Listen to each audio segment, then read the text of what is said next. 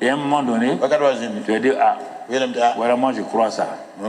Et je t'ai dit, maintenant, je t'impute ça à justice. Je te donne la foi.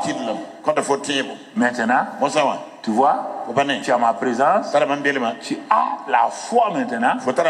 La foi est devenue une réalité. Une autre arme de domination qu'on va voir le secret. Qu'est-ce que tu as dit? Rien. Tu es parti pour te coucher. Et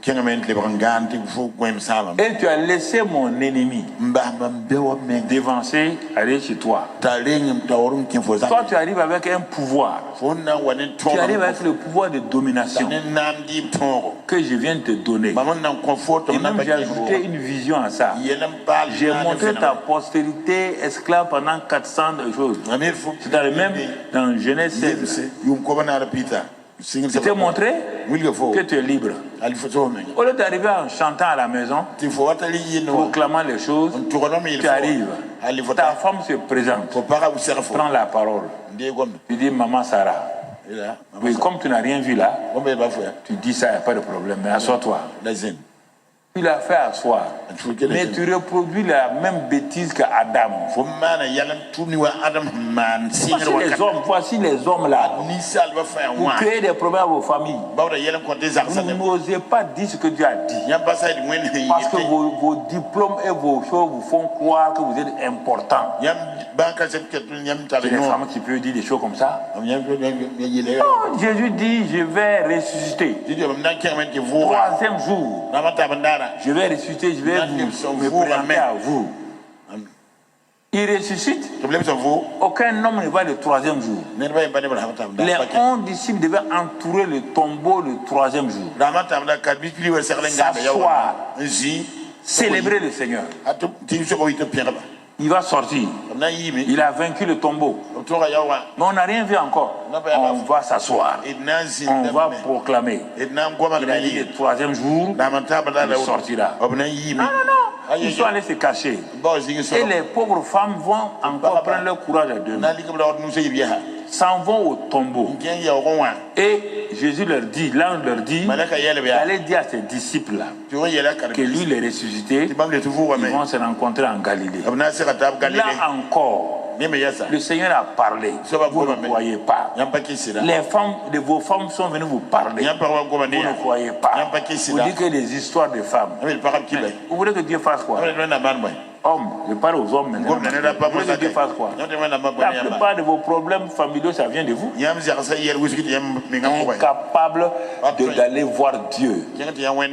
Vous êtes tout le temps à la traîne avec des petits-enfants de 15 ans qui vous prophétisent. Toi, 55 ans, tu es un enfant de 15 ans, tu dis que l'enfant a la chose. Hein? Et puis vous aimez les gens bizarres. Les chrétiens aiment les gens bizarres. Il y a un nouveau prophète qui est là. Son pied droit traîne. Ça veut dire que tout pied droit qui traîne, c'est un bon prophète. Tu n'as pas vu, tous ces gens bizarres là ont eu Sangaouli au Burkina pendant des moments donnés. Réfléchis, tu le verras. Parce que l'Africain aime ça, des choses bizarres. Que dans notre quartier là, il y a un nouveau lépreux qui s'est levé. Quand il te touche, tu es guéri instantanément. Mais regardez, c'est des choses bizarres que vous aimez. Tout ce qui est bizarre là, c'est là-bas que vous allez. On dit qu'il y a une petite fille qui s'est levée et fait des miracles. Je suis sûr que des gens sont cachés là-bas. Vous ne pouvez pas me dire non. Les gens sont levés au Burkina. Puis sacré. Vous étiez là-bas. Hey. Rivière sacrée, vous êtes là-bas. Caïman sacré, vous êtes là-bas. Tout ce qui est bizarre, les chrétiens aiment ça. Hey, on est parti. Le monsieur a dressé un hôtel. Un hôtel. Mais il a mis des choses là. Quand il parle là, l'hôtel la bouge. Toi, tu pars à l'hôtel là, et tu viens t'asseoir devant moi. Tu es lié. Tant que tu ne te repentiras pas, tes prières ne seront pas exaucées. Tu as offensé mon Dieu. C'est pourquoi Gabriel a dit à Zacharie le sacrificateur, tu as offensé mon Dieu. Je n'attends même pas d'aller le dire. Tu seras muet 9 mois. Tu seras muet 9 mois. Voilà. Non. Vous voulez tourner pourquoi? Ou Dieu est Dieu ou il n'est pas Dieu. Élie a dit, si l'Éternel est Dieu, venez. Personne n'a bougé. Vous appelez le peuple de Dieu? Vous avez 7000 intercesseurs. Vous êtes fouilles. Maïs. Il est bon. Seigneur, tu vas affronter les prophètes de Baal. Puisque ton peuple ne veut pas. Il prie, il n'exerce pas leur pouvoir. Il prie, il jeûne, mais ils n'exercent pas leur pouvoir. Comment vont-ils réussir? Il a fallu que Élie défie les prophètes de Baal pour montrer qu'il faut parler. Il a dit aux prophètes de Baal, parlez à votre Dieu. Votre Dieu doit avoir les oreilles. Il doit entendre. Appelez-le. Ils l'ont appelé. Il n'a pas répondu. Taisez-vous maintenant. Je vais appeler mon Dieu. Il a établi son hôtel. Le peuple a commencé à venir. Il dit Dieu. Et il faut leur révéler que ce n'est pas l'orgueil qui m'a amené.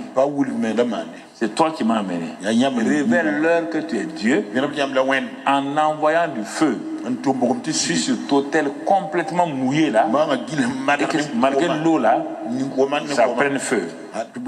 Le feu est descendu et le peuple a crié, l'Éternel est Dieu. Dans quelle confusion es-tu aujourd'hui? Quelle confusion? Toute la question est là. Que dis-tu à Dieu? Qu'est-ce que tu proclames à Dieu? Abraham, ne te tais pas. Car je suis le Dieu dans Romains 4, 17. Je suis le Dieu qui appelle les choses qui ne sont point à l'existence. Quand on dit elles ne sont point, on parle de naturel. Sinon, dans le spirituel, ça existe. Isaac là existe dans le spirituel. Mais moi, je l'appelle à l'existence. Secret des secrets. Tout ce que tu veux là existe dans l'invisible. Mais est-ce que tu les appelles avec foi?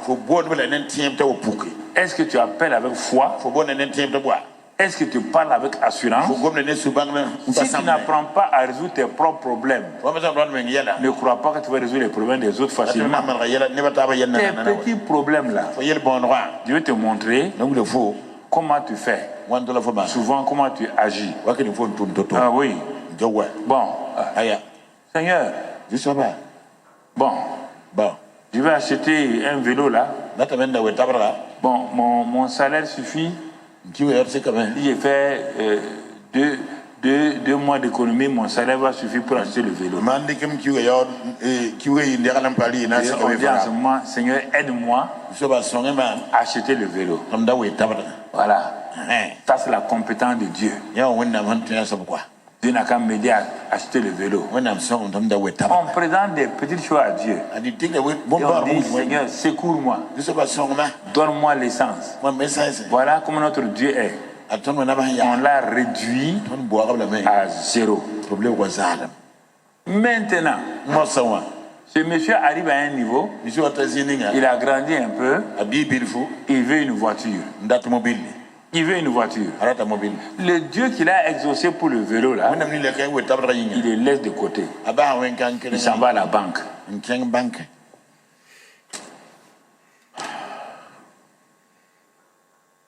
Il s'en va à la banque. À quelle banque?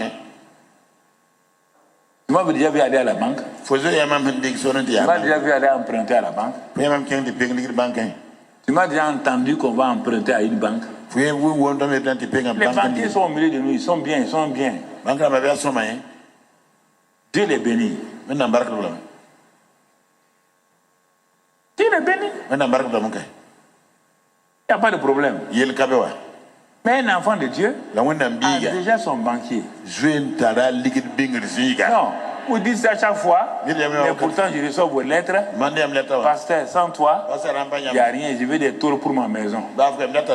C'est moi le Dieu des tôleurs. Moi,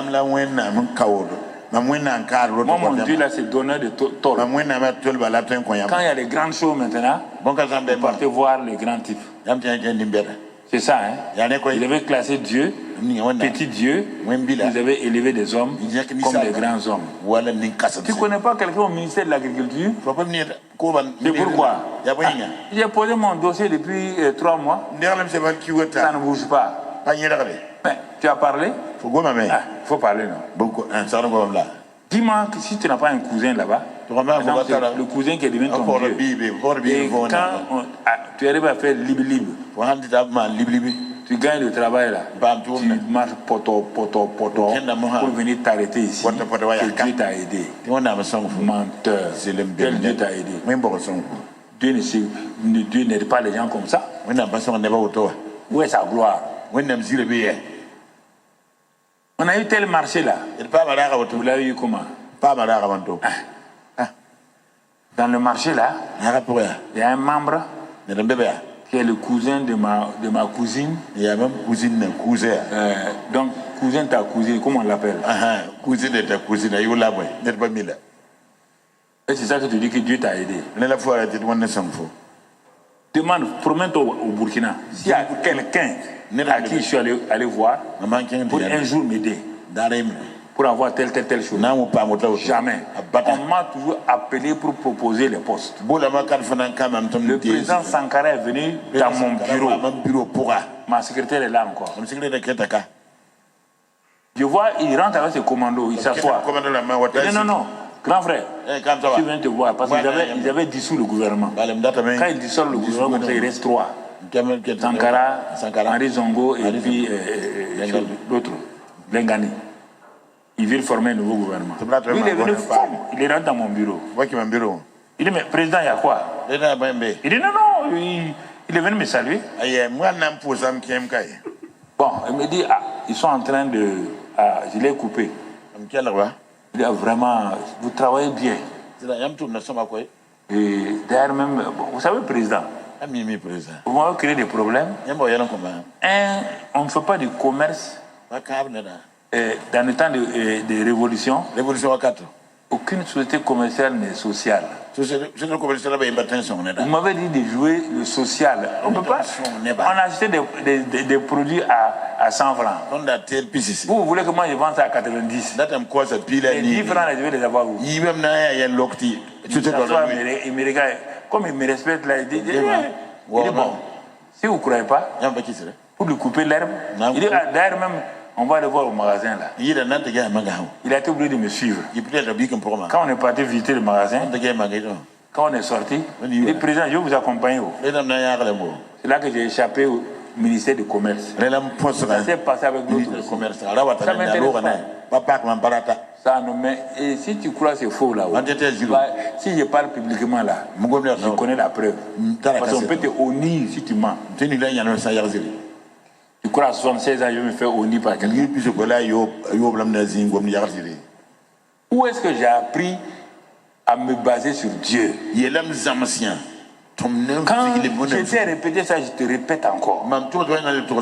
Quand je me suis converti au mois de juin 1973, vous ne connaissez rien. Au mois d'août, j'étais rempli du Saint-Esprit. Ne sachant même pas qu'est-ce que le Saint-Esprit. J'ai commencé à voir les dons spirituels se manifester dans ma vie. Quand je vois quelqu'un, je peux te dire ce que tu as, ce que tu fais, quel est ton péché. Donc au campus là, tout le monde avait peur. Mais moi je ne savais pas. C'est le pasteur qui m'a dit, mon pasteur M. Blanc, il m'a dit Mamadou, je vois depuis une semaine là, il y a une puissance qui sort de toi. Tu es baptisé du Saint-Esprit. Il dit ah bon? Qu'est-ce que c'est ça? Il dit mais, pasteur, le lundi soir, quand on est venu de la soirée d'évangélisation, je suis rentré pour prier dans ma chambre d'étudiant et je dormais à genoux. Donc ma tête sur le lit, je me suis réveillé avec un feu qui traversait mon corps. Et je parlais une langue bizarre. Le pasteur a ri. C'est ce qu'on appelle le baptême du Saint-Esprit. Beaucoup de gens cherchent ça pendant des mois et des mois, des années. Toi, en 2 mois, tu l'as reçu. Parce que ton cœur est innocent et vrai. Bon. Moi, je savais que ça que j'opérais. Je témoigne aux gens. J'ai commencé à aimer l'évangélisation. Dans les hôpitaux, dans les universités. Il y avait université sociale, Rangueil, scientifique, Mirail, ça c'est lettres modernes. On allait donc d'université en université. Mais pour raccourcir, pour revenir à ça là, il y avait 5 églises AD à Toulouse. Donc nous étions l'église principale. L'église AD principale. Donc, ils font assemblée générale régulièrement pour faire le point des 5 églises. Un jour, on dit, bon, on va aller faire culte dans un cinéma. Parce que les 5 églises ne peuvent pas rentrer dans nos bâtiments. Ce sont des petits bâtiments de 200, 300 personnes. Je te répète ça jusqu'à ce que ça rentre dans ton cœur. D'où j'ai obtenu certaines assurances. Parce que par révélation de la parole de Dieu. Donc on arrive dans ces salles de cinéma-là. On fait le culte. Tous les 5 pasteurs sont là, les 5 églises sont là. Quand on a fini, ils disent maintenant le culte est fini. On va passer à l'assemblée générale des églises Assemblée de Dieu de Toulouse. Chaque pasteur a fait son rapport. Ils ont dit maintenant à la fin, bon, on va voir ceux qui ont des projets. Mon pasteur s'est levé. On était la plus grande église, mais on était dans un vieux bâtiment là, la rue Tamponnière. En dessous des bâtiments, quand il pleut, l'eau rentre dans notre bâtiment. Mon pasteur avec les anciens. Parce que la plupart des anciens de notre église là étaient des patrons de Airbus qui venaient de commencer à Toulouse. Airbus a commencé à Toulouse. Ce sont nos anciens qui étaient les grands ingénieurs et tout. Donc ils ont fait le bâtiment, le dessin. Mon pasteur s'est levé, il a dit voilà, on va faire un projet d'un nouveau bâtiment. Et d'ailleurs, ce nouveau bâtiment me profitait parce que c'était près de ma maison, même pas 500 mètres de ma maison. Puis j'étais en ville maintenant en tant qu'étudiant de 3e cycle. Mais j'ai dit ça, c'est bon ça. Maintenant, il dit bon, toute l'assemblée générale étant là, voici le président de la zone, bon, comme on dit zone ou bien district ici, Monsieur Roux.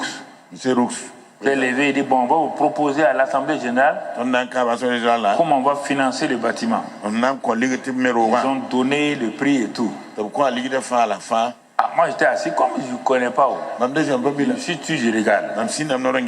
Ils ont dit premièrement, vu le montant et vu la taille de nos églises, on va aller emprunter en banque. Bon, ils ont dit, moi je n'étais pas convaincu. Je me suis tu. Il dit deuxièmement, si la banque ne vous convient pas, nous avons parmi nous des frères dans toutes les églises là. Nous avons des avocats, des hommes d'affaires. On va voir, ils n'ont qu'à se réunir pour voir de quelle manière ils peuvent prêter l'argent à l'église de la rue Tamponnière. Bon, et on va leur donner un petit intérêt, mais ce sera le paiement sera facile pour l'église. Les gens ont levé la main. Pour la banque, j'avais levé la main. Je n'ai pas levé la main. Pour les frères, les gens ont levé la main. Je n'ai pas levé la main. D'abord, j'étais nouveau. Deuxièmement, je n'ai pas l'assurance. Je ne sais pas pourquoi. Troisièmement, il dit maintenant, bon,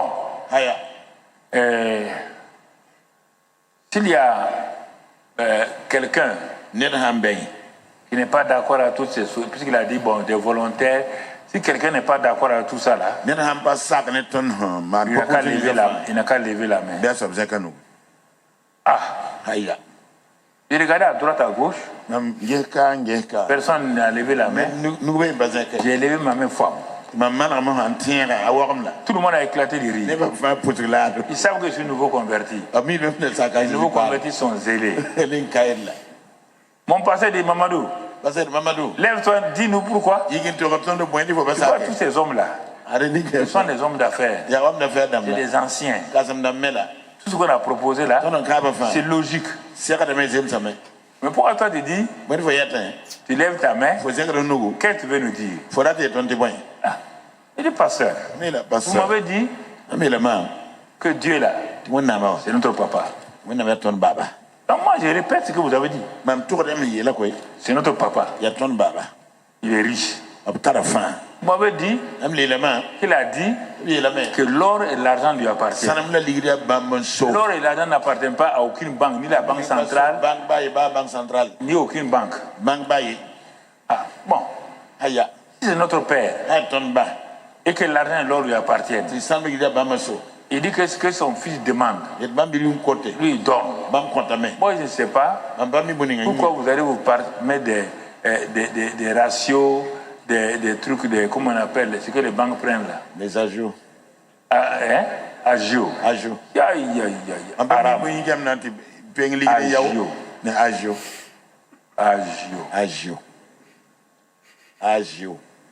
Agio. Agio. Non, c'est pas pour dénigrer, mais je vais t'expliquer un peu ce que je vois comme banque. Un gardien d'argent. Le banquier est un gardien d'argent. Et c'est toi qui amènes ton argent. Il garde ça pour toi. Quand tu veux venir prendre, il te fait payer de l'argent. Plus que ton salaire. C'est ça pour moi le banquier. Ils sont là, ils ne sont peut-être pas contents. C'est quoi? Gardien d'argent? Gestionnaire d'argent? D'autrui? Comme les banques centrales?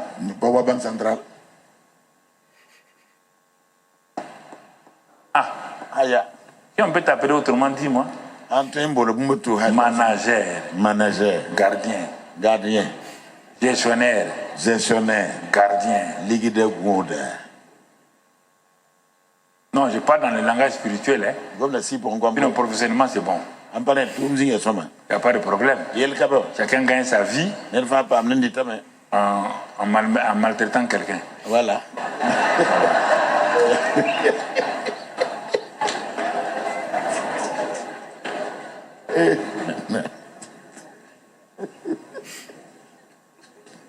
Il n'y a rien, prenez ça.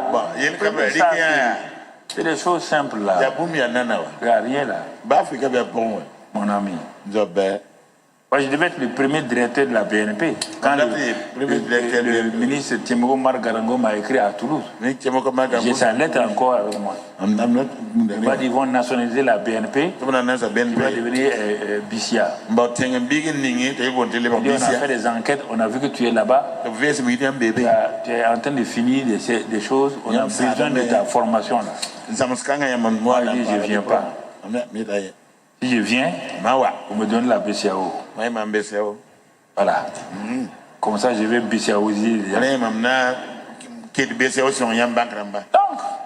il leur a dit ça. Les gens ont éclaté de rire. Ok. On sort, je m'en vais à l'université. Les gens me suivent partout. Mamadou. Vraiment, tu es honnête, hein? Mais tu es innocent. Tu ne connais pas la vie chrétienne. Il dit, ah bon? Il y a autre chose dans la vie chrétienne. Ah oui. Ça n'a pas commencé, hein? Dieu te donne d'abord un repos de 3 mois.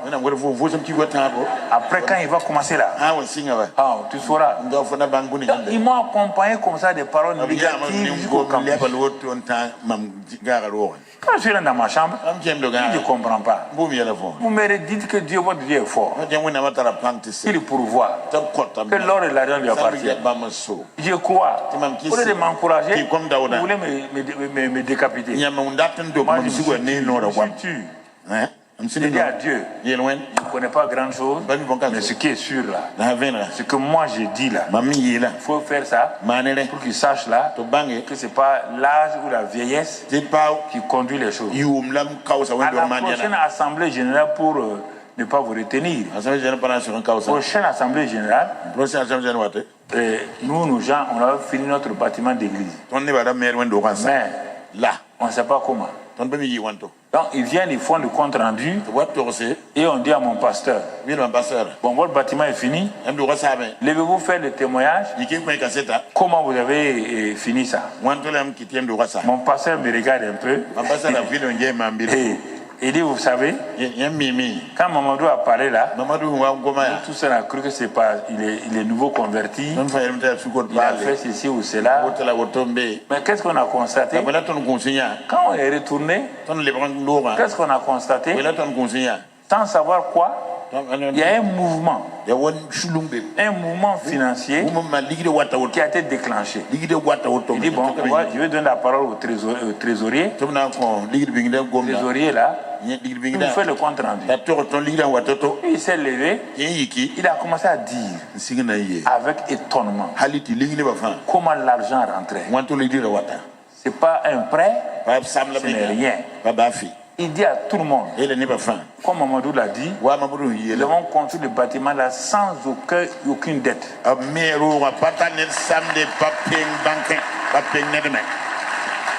Et vous croyez que moi j'ai commencé avec Dieu, je poursuis avec les hommes? Vous croyez à ça? Quand Moïse a dit, on va faire le tabernacle, Dieu a dit, demande à mon peuple. Non, ce n'est pas les hommes. C'est Dieu qui lui a dit, j'ai déposé dans leur compte de l'argent. Mais je les connais. Ils ne veulent pas dépenser. Dis-leur que les hommes amènent les offrandes volontaires. De ma part, ce que je fais avec vous, quand il y a un bâtiment, je dis sinon, bon, il y a ça. Qu'est-ce que les gens ont fait? Ils ont commencé à mettre des offrandes volontaires. Les sacrificateurs sont allés dire à Moïse, dis au peuple d'arrêter. Il y en a trop. C'est suffisamment. Dieu dit que lui, il donne au-delà de ce que nous pensons ou demandons. Ce que nous pensons ou demandons. C'est de là-bas qu'est partie ma foi pour question d'argent. Je n'emprunte pas l'argent. Non. Je parle. Je présente la facture à Dieu. Ton compte n'est pas insolvable. Non, quand tu dépends des gens, c'est quand j'étais nouveau converti. Pasteur, on va acheter 3 bancs. J'ai l'honneur que tu puisses nous donner 2 bancs. Nous allons faire offrande volontaire d'un banc. Ça, c'est la manière de vivre d'un chrétien. Tu t'es adressé à Dieu. Mais si ta foi n'est pas solide pour supporter un fardeau de 100 millions. Commence à prendre un fardeau de 10 millions.